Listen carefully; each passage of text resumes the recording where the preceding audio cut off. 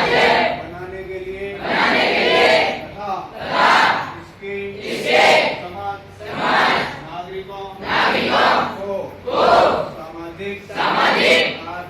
आर्थिक और राजनीतिक न्याय विचार अभिव्यक्ति विश्वास धर्म और उपासना की स्वतंत्रता प्रतिष्ठा और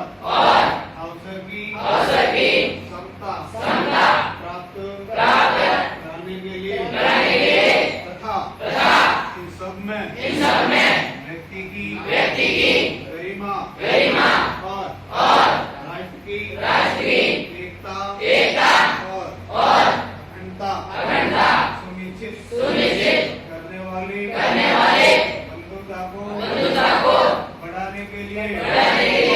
दृढ़ संकल्प होकर आज तारीख 26 नवंबर 1949 मिति मार्गशीर्ष शुक्ल सप्तमी संवत 2006 विक्रमी को द्वारा संविधान को